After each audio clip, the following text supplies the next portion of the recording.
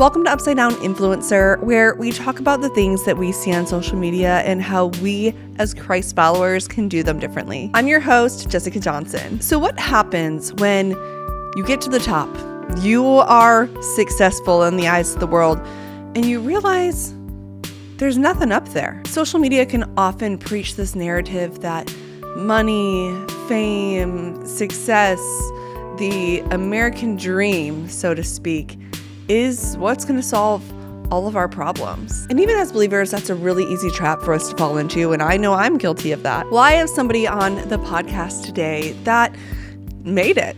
He won a Super Bowl championship. Today I have Josh Wells on the podcast, and it was truly such an honor to talk to him. Josh's story really reminds me of how, wow, our identity truly has to come from Christ and not the things that we do. Here's my interview with Josh Wells.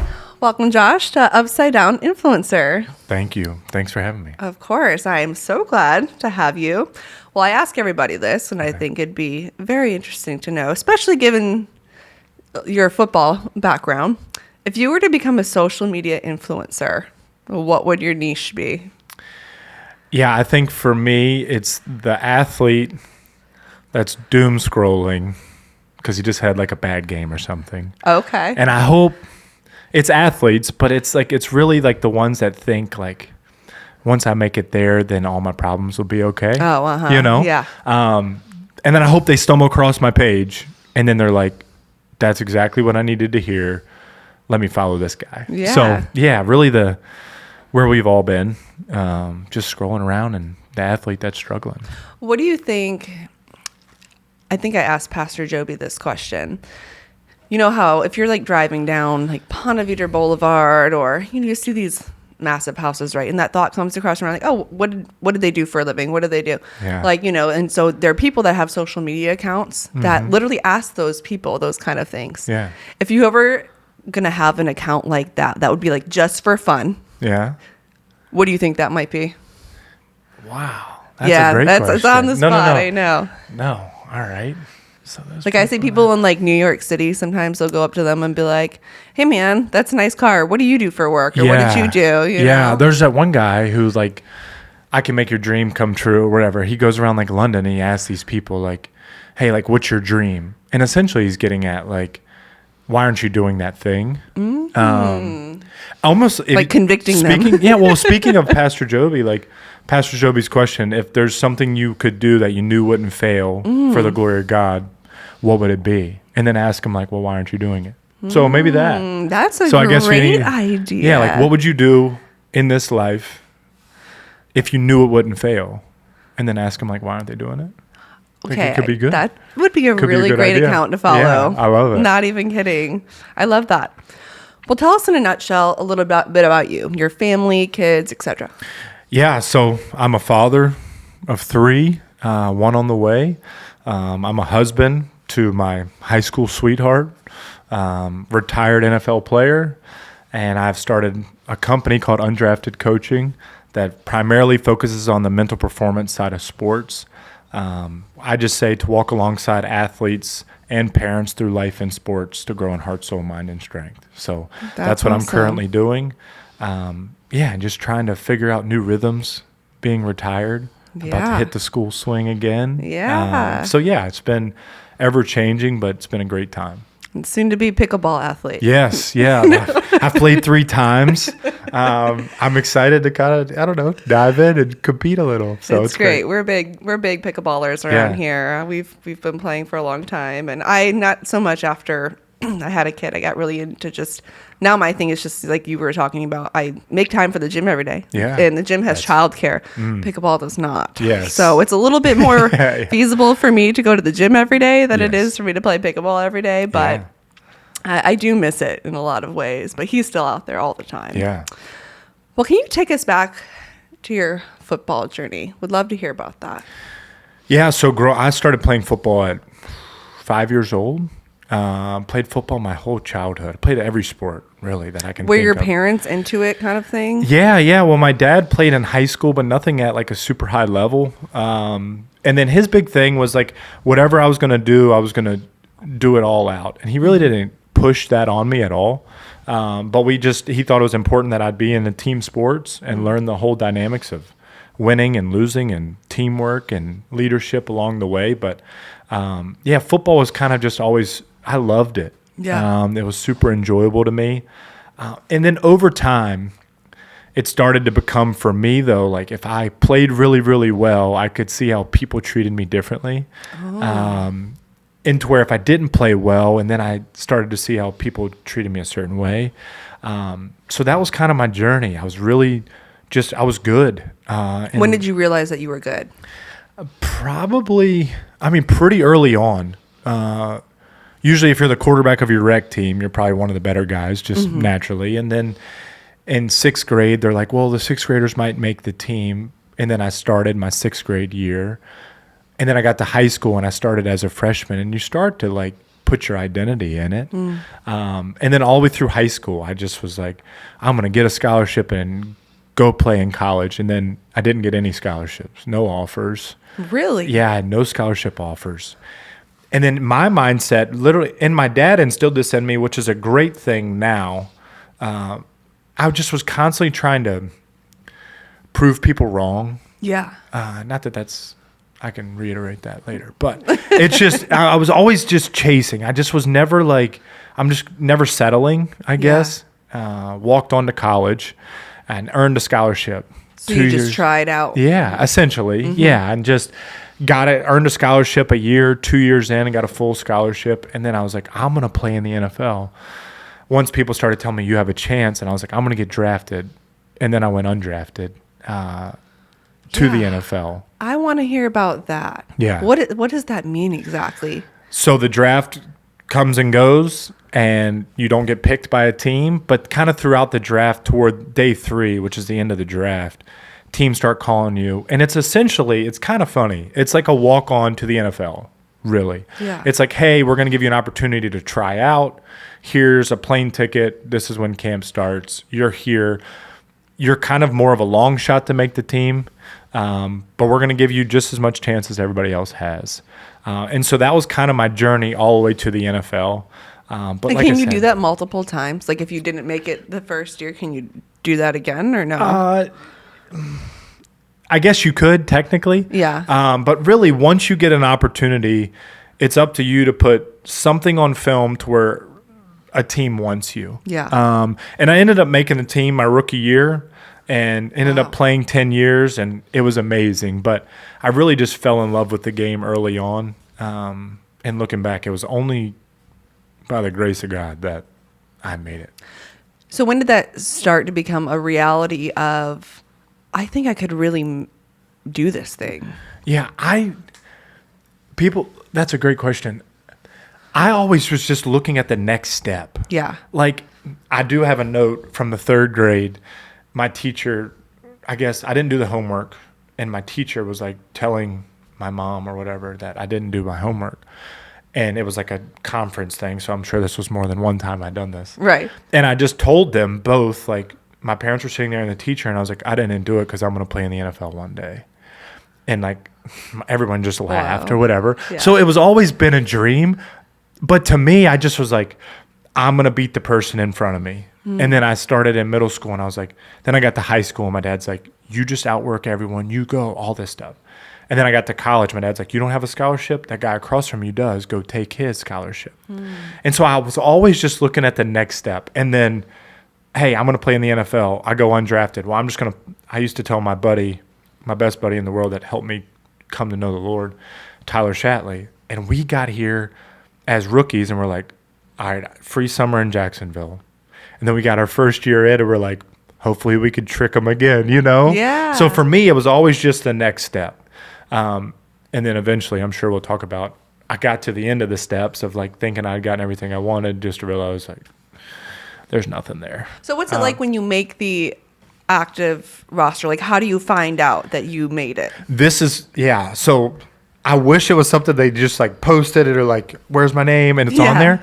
But it's more if you don't get a call to get cut, you made it. So so you're kind of just like, oh yeah, the whole day we had been at a hotel through OTAs and camp. It's like a total of like 3 months you're in a hotel, and we're roommates, and we're just sitting there. and like it's cut day. So end of preseason, last preseason game, the next day is like they've got to make cuts by a certain time, and you're just like hoping you don't get a call. Yeah. And then you don't get a call, and then the next day you have work. It's like come in, you have a meeting in the morning, and pretty much if you're in the room, you made the team.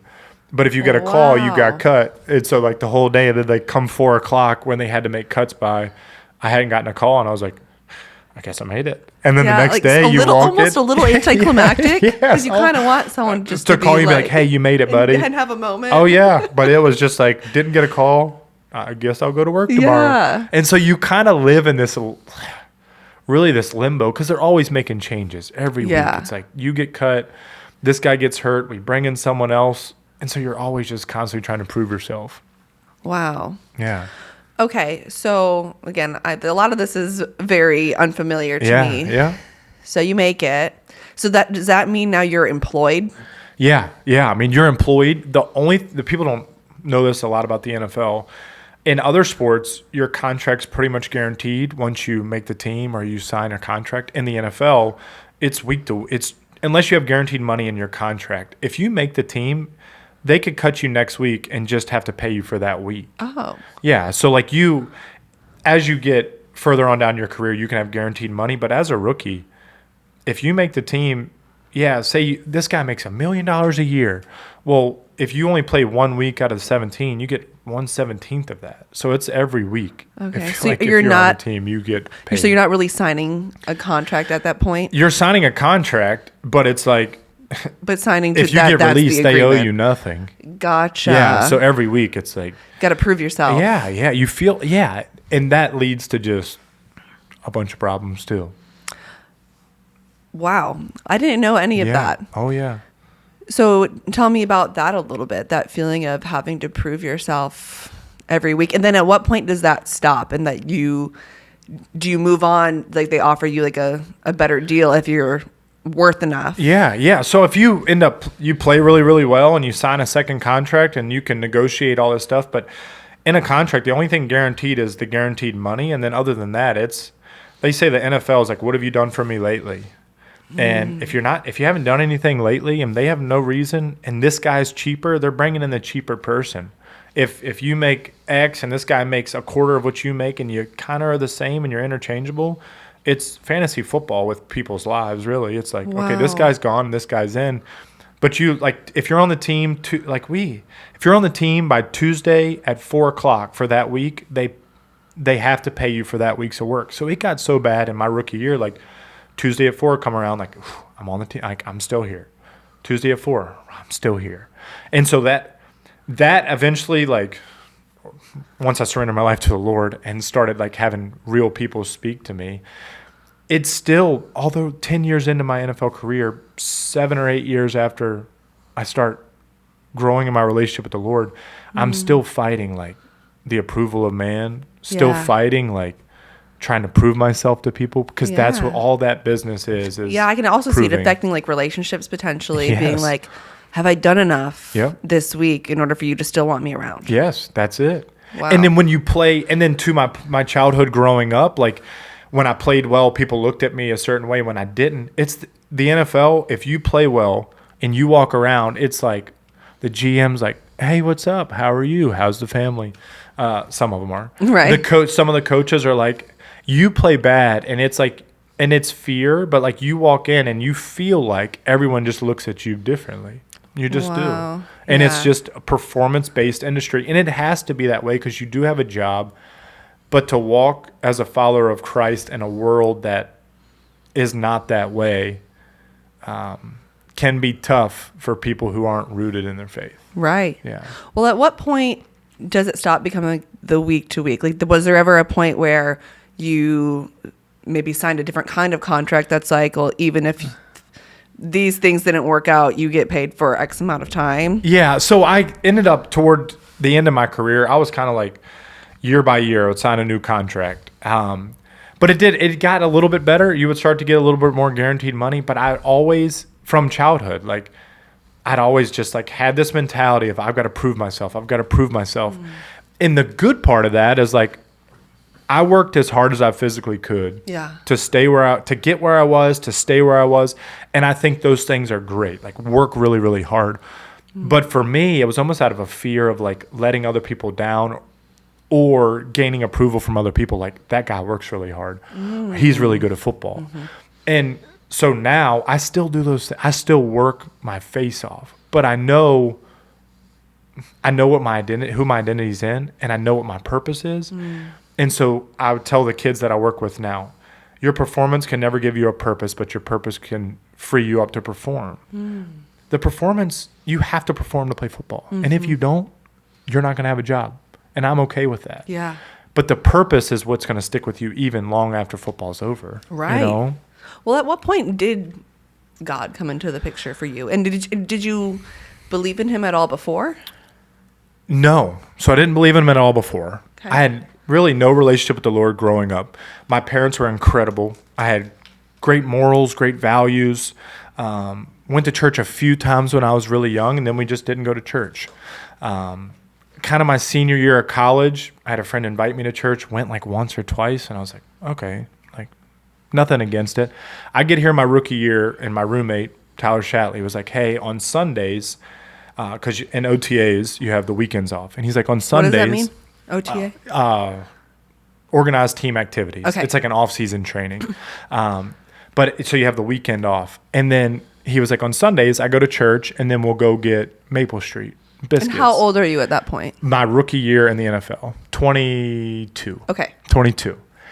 And I was like, okay, I like biscuits, and like we can go to church. No problem. Sounds good. And so we go, and it starts to be this thing where I go, and I'm like, it's motivating. Like I was always into like being motivated. Yeah. And I was like, okay, like let's just keep doing this.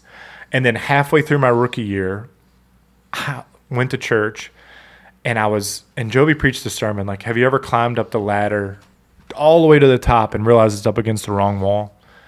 And I was like, I think that's me. Because I was making more money. Like I was making way more money than my parents made combined at 22, more than all my friends that graduated college. I had a truck, and I was about to be engaged to my wife, and I had an apartment and a nice bed and a cool couch and whatever. And I was like, I feel miserable. And he preached that sermon, and I for 2 weeks, every night before I would go to bed, I would start crying some nights. I would just be like, what is going on? And that was, I think, the first time I was like, I think something's different. This isn't what I'm just called to do. This isn't fulfilling me. And then it wasn't until my second preseason game, so probably 8 months post that, a guy gave his testimony in chapel the night before a preseason game. And I was like, it literally was like, that's it. Like, this is it. Raised my hand. That's what I'm missing. Wow. And from then on out, it was the very next day, I get a season-ending injury and go on IR. So it hasn't been super easy since. Yeah. But that was the night, the time that I was like, that's it. I want to go back to what you were saying about how you were like, well, I'm making all of this money. Yeah. I have this truck and all of these things. And even as a believer, it's really easy to fall into that lie I see on social media. All these people have this house that's nicer than mine. These people have seemingly this life that looks a lot more fulfilling than mine. Yeah. How do you feel like now with the Lord in the picture that's changed some of that for you? Because it's still hard, right? I mean, we all fall into comparison. I'll go over to somebody's house, and then all of a sudden my house doesn't seem so nice. Yeah. And I'm like, what in the world? But it is. I think it's a narrative. I think you can go to social media. You can go to social media and you feel bad about disciplining your kids the way you discipline them. Like this person says, you should spank them because if you don't, then they're gonna do terrible things. And then this person's like, well, if you don't, then they're not going to be okay in life. It's like, I feel like you can find the narrative to do anything. And I think I guess social media for me, I struggled with it a ton.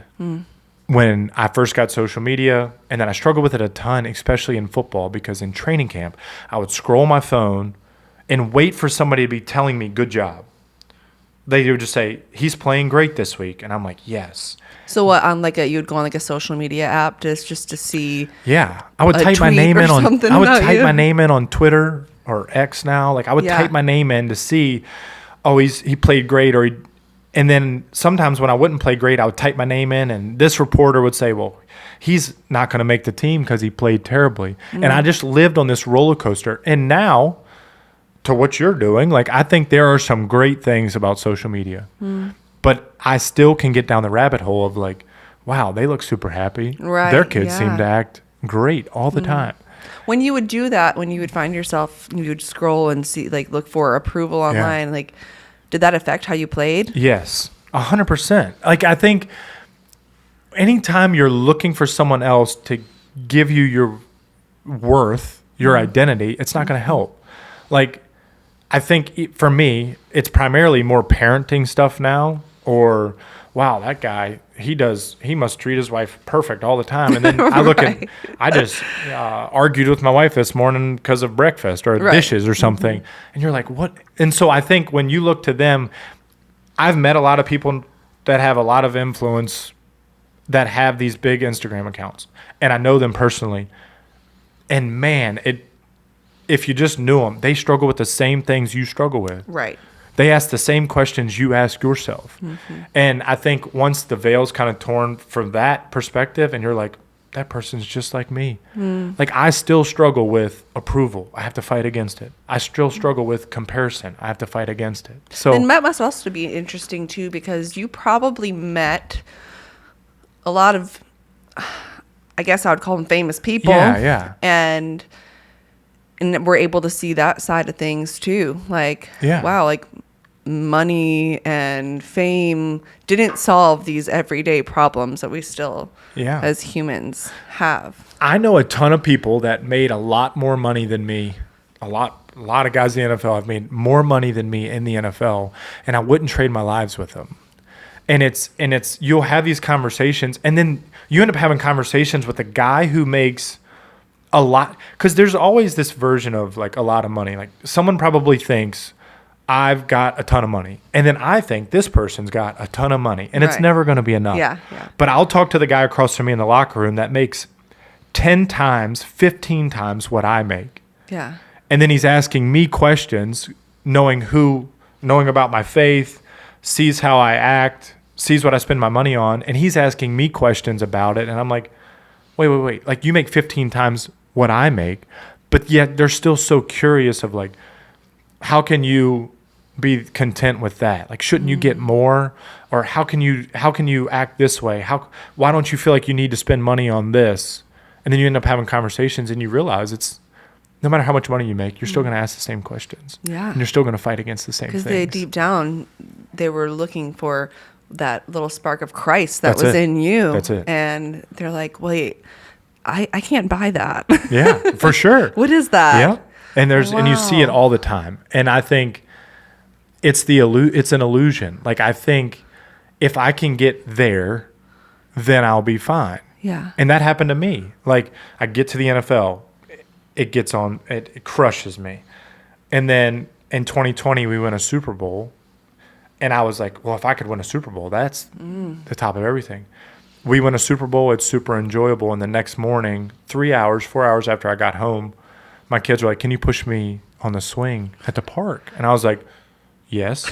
But then I'm standing there and I'm like, I've arrived, but I haven't. Like it was never about any of that. Yeah. You know? Because to your kids, it's all the same. That's it. Yeah. No worries. Push me on the swing, Dad. Dad. That's it. And they're super happy, and we're hanging out as a family. So, you know, when you were saying how you would go online and you would scroll and look for the approval or whatever, even while you were following Christ, I'm sure there were times that you would do that. Yes. How would that, compared to when you were or when you weren't following Christ, doing that, and then when you were, how would you handle those things differently? I think when I would, looking back before I knew the Lord, there was always this constant, like, everybody knows, like when they've scrolled on their phone for an hour and then they put it down and they're like, why did I just, like, what am I doing? Yeah. Like, why did I just do that? I Yes. just stayed up an hour later, or I could have gotten this done, but I scrolled. And when I first started doing it, before I knew the Lord, I was like, I don't know. I felt the feelings, but I'm like, whatever. It doesn't matter what I look at. Like, it doesn't affect me. And now and there's literally still times like today, like I'm just like scrolling on my phone, but there's more of a conviction of like, what am I, like, you're called to do so much more than this. Right. Like, there are some good things about social media. I think you can learn things. I think you can meet people. I think there's some cool things that way. But I'll get to where I scroll now and I have more of a conviction in my heart. I take rest from it. Yeah. I'll delete it off my phone for a set period of time, just to truly like get away from it and reset where I'm at. And then I talk to my wife about it all the time. Like, hey, if you see me, like, just boundaries, just like accountability of like, hey, if you see me on my phone a lot, I have no problem. Like, call me out and be like, hey, I think you're on your phone too much lately. And I've got no problem with that. So I think as a follower now, I have people that hold me accountable. I have a conviction, and then I take rest from it. I think is kind of how I do it differently now. A good rhythm to have. Yeah. When you were talking about how, you just got off this high of the Super Bowl and then your kids want you to push them on the swing the next day. I watched this interview once, and it was I don't remember the actor's name, but it's the guy who played Jack Reacher. Okay. Do you know who I'm talking about? I don't know what his name is, but I guess he's a Christian now. Yeah. But in this interview, I don't know if he was a Christian yet, but he was saying that, he's like, I had won all the worldly awards that you can get as actors. I did the big things. And he's like, but no one ever told me that when you get to the top, that there's nothing there. And that really always stood out to me in my mind of like, wow, you can reach these like high pinnacles of success and then expecting something to be there. You're still there. Like Tom Brady, there's another, I'll send it to you. Tom Brady did an interview. I think he had won 4 Super Bowls at the time. And this reporter asked him, like, what was your favorite one? And he answered, the next one. And I was like, yeah. Like, he's like, you've won 4 Super Bowls. What was your favorite one? I think it was it wasn't supposed to be a deep question. Yeah. I think it was like, the second one or the first one, because it was the first one. And he goes, the next one, just straight faced. And I was like, wow. Because that means literally while he's in the moment of enjoying that one, he's already thinking about over there. We had a boat parade 2 days after the Super Bowl, and we like went around on the boats, and there was like however many thousands of people out there watching, celebrating.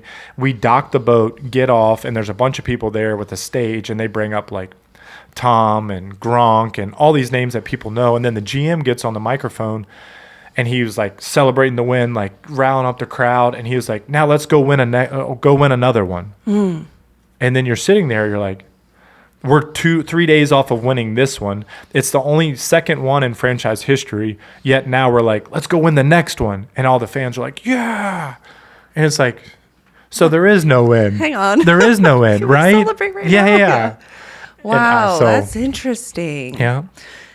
Now, what started to shift to the ending of your career? Because I remember you mentioning that you had some injuries. Yeah. And what happened and what was that like identity-wise? Yeah, so I get to speak on the identity part first. Some Christians that I would talk to about, as my career was winding down, like I tore my patella tendon off my knee, Christmas night, Sunday night football, year 9. And then I'd always wanted to play 10 years because I was like, if I get to 10, this is back to my heart. Yeah. It's like, if I can get to 10, then I'm good. Then that's really cool.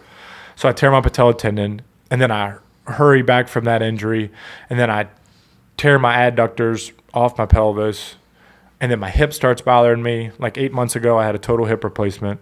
Wow. At 33, 34.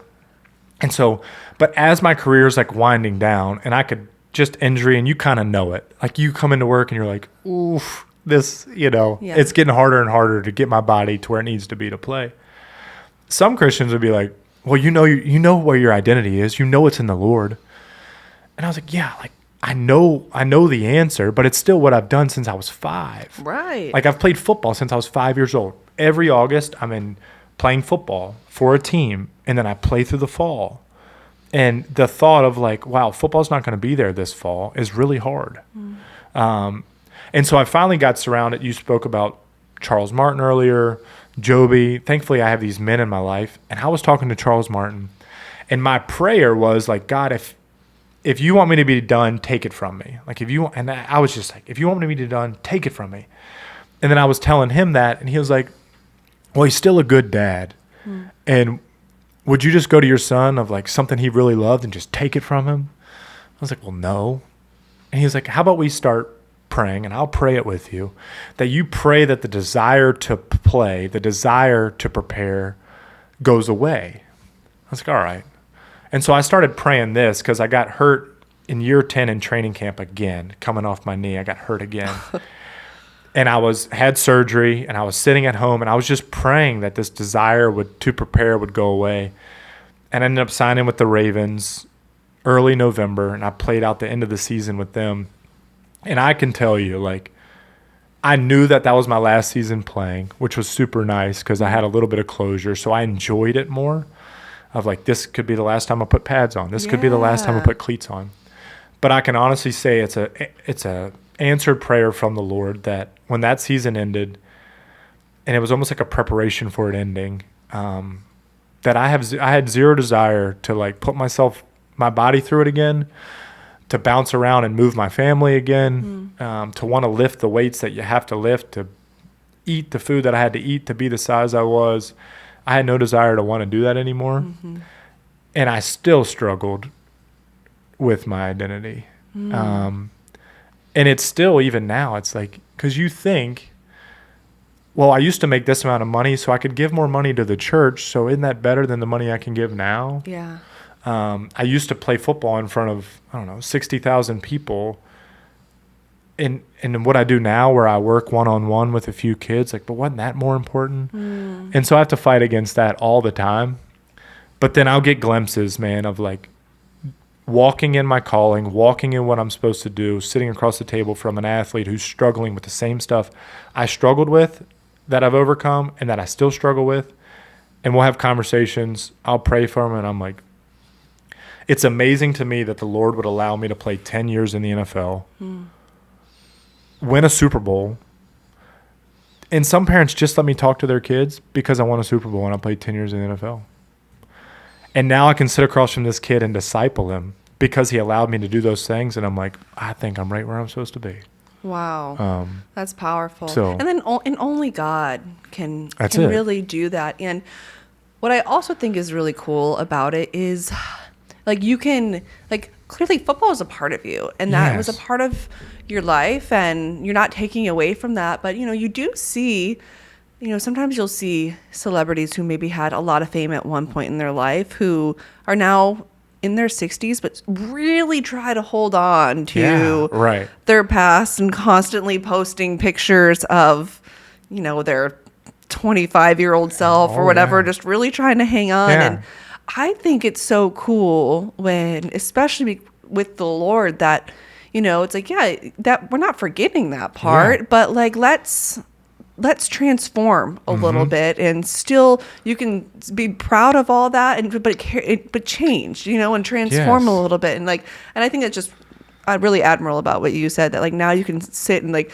disciple other people using your past and discipling them now. And that's really, really cool. I think for me, I could look back at my career and like, although there's maybe some things I would have changed about like the mental performance side, I think that's one of the big parts. I do it now. Like, I wish I'd have obviously known the Lord my whole life and all that stuff, but the Lord has used it in incredible ways. And I just have no regrets for how it went. And I think it helps you stay on the move and not stuck. I think some of these obviously you mentioned like actors and actresses getting stuck, but I've seen friends that played and they're still like 2 or 3 years out and they're kind of stuck and not taking the next step and not kind of moving. And like Joby said before, like if you're not taking steps, you're not following. And so for me, it's like, it might not always be the exact way the Lord wants me to go, but I pray about it. I have to guess and I have to go. And then I trust that I will be in his will, and that he will either close the door or open the door and let me keep going. And if he doesn't want it to work, it won't work. And then we'll move and keep going. What would you say to somebody that might be struggling with an identity crisis right now, whether it's through social media and looking at like what their life used to be, what it could be, or, had a certain career and something in their life changed that? How would you encourage them? I would find somebody who's been where you've been and gone where you've wanted to go. So like so for me, it's the people around, it's the conversations, because I did struggle with identity, and I still struggle with identity, not daily, but I don't know, weekly. I'm just like, man, like, well, if I don't do well at this, then who am I? But I think the more I can have conversations with other followers, other believers, and tell them how I'm feeling. And sometimes it's just like, yeah, man, that's hard. Yeah, dude, like I can't imagine doing something for 27 years of your life and then it not being a part of who you are. Right. And someone just understand and hearing that side of it, then you're like, yeah. And then obviously spend time in the Word and pray and talk to people. But I think between those three things, don't just try to either hang on and get stuck, and then don't just think you can just figure it out yourself. Yeah. I think especially with men, because obviously I can speak to them, like, we just want to hold on to it so tight, not tell anyone, and just be like, I'm fine. Like, I provide for my family, and that's it. That's good enough. I think the more honest conversations we can have, the better. And yeah, don't try to do it by yourself. That's great advice. How do you currently use your platform to point people to Jesus? And if this kind of transitions into what you're doing now for work, you can answer that as well. Yeah, I think for me, so when I first retired from the NFL, speaking of identity, in some of the off seasons in the NFL, I would intern at the Church of 1122 and do prison ministry. Mm-hmm. And we would go into prisons. We'd meet with the guys. There'd be a sermon, and then we'd worship before, worship after. Then we'd talk to the guys, and I loved it, and I still think it's awesome. Yeah. And when I was really, really depressed. Looking back, I get cut year 6. I'm going into year 7, and I texted Joby. It was like, hey, this football thing is terrible. Mm-hmm. It's not going well. I don't know what I'm even doing. And he was like, hey, man, this is what I want you to do. I want you to give it everything you got. And it was almost like a safety net, it felt like. Yeah. He was like, well, if something happens in the NFL, you've got a job at the church. And for some reason, to me, I was like, oh, okay, like deep breath. And ended up playing some of the best football for a lot of reasons, but I think that was one of the reasons. I just felt this freedom of like, okay. But yeah, so year 7, I kind of had a safety net, but then I go into year 10. I retire. I know my career's coming to an end. I retire, and then I interview for the prison campus job at the church. They call me back. They're like, hey, job's yours. Like, I sat, did the whole interview thing. And I was like, what am I? Like, I don't know. I don't think this is it. Yeah. And it was super hard because in my mind, I'm like, it's ministry. It's a great opportunity. It's working for the church. It's a great opportunity. People that I trust were like, offering it to me, so I was almost like, well, I've got to do it then, Mm-hmm. And man, it was super cool. I got a call that said like, hey, the job's yours if you want it. And I kind of prayed about it for like a day, about just is this really it? And I went to Joby and I was like, hey man, I know you've offered me this job. You've kind of held the space for me. And I don't think that's what I'm supposed to do. And it was hard, man. It was like, I was like, so hard. Oh yeah. I was just like, oh gosh, like how's this going to go? And dude, he couldn't have been more supportive of what I'm doing now. And he also couldn't have been more gracious. Like, yeah, then don't do it, And and honestly, it like freed me up to do what I'm doing now. And what I'm doing now is called undrafted coaching. It's the mental side of sports. And looking back at my career, that's what I wish I got challenged with it in my NFL career about 6-7 years in, about that same time, of how much of sports is mental. And I was like, well, 80-90%. And they're like, well, what do you do to work on that? And I was like, nothing. Yeah. So I started working on it. I saw big changes in my career and my performance. So I've started doing it now, and it's discipleship at the heart of it. Just like I said, I've been where all these kids have been, and I've gone where they want to go. Yeah. And what better way, I think, than to use what the Lord's allowed me to do to pour back into kids that really, I'm hoping, I get some kids who, believers, love the Lord, and I love talking to them. I get some kids who just want to play professional sports, and that's their only dream, and have never been to church, and I love talking to them too, because that's who I was at 16, 17, all the way through college, really. And I can have conversations with them, and I'm straightforward now. This is how I see things. This is the lens I look at the world through. I can promise you that what I tell you will help you find freedom to play in sports. Yes. But when sports ends, whether it's high school, college, or 10 years in the NFL, what we talk about now will carry over for the rest of your life. And your hitting coach won't, and your strength coach won't, and your nutritionist, well, maybe they will, but not as much, won't. And this will carry over for the rest of your life. So now it's just opened up really cool conversations, and they think it's about sports. And then they kind of have this aha moment of like, wow, it's not just about sports. Yeah. So it's the bigger picture. Yeah. So that's what I'm doing now. And that's amazing. It might change, and I'm keeping an open hand, but right now I'm just going full force, head down, and trying to do that. Yeah. Well, amen. Well, my final question for you is, what do you think it means to be an upside down influencer? I think it's going against the current culture. I think if somebody were to pull up my social media, you asked me, like, what would my niche be at the beginning?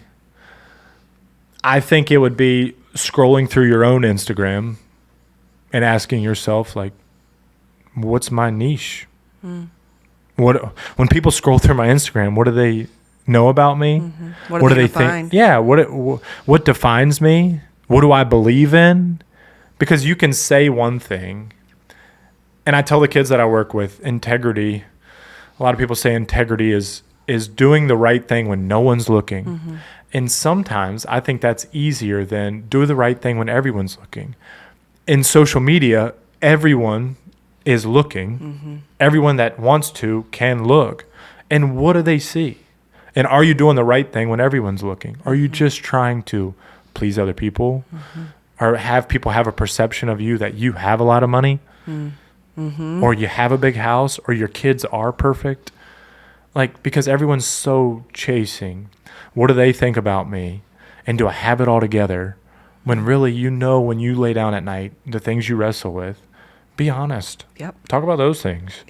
Because that comes across a whole lot better than you just acting all dolled up and like everything's good all the time. Because we don't have it all together. And that's and we're not exactly why we need Jesus. Right. That's it. Yes. Well, where can people find you? So on social media, Josh Wells on social media. And then we also have Undrafted Coaching on social media. And then just undraftedcoaching.com. And there's a form you can fill out, and would love to have a conversation to just even see if this is something you'd want to do or that would be helpful for you. Yeah. And so that's it. Well, thank you so much. Yeah. This was a great conversation, Thank and you. I think it's going to bless a lot of people. Yeah, I appreciate it. Thank you so much for what you're doing. Thank you so much for listening. To follow along with us and to hear about other things that we're doing, you can find us on Instagram, TikTok, Facebook, and YouTube.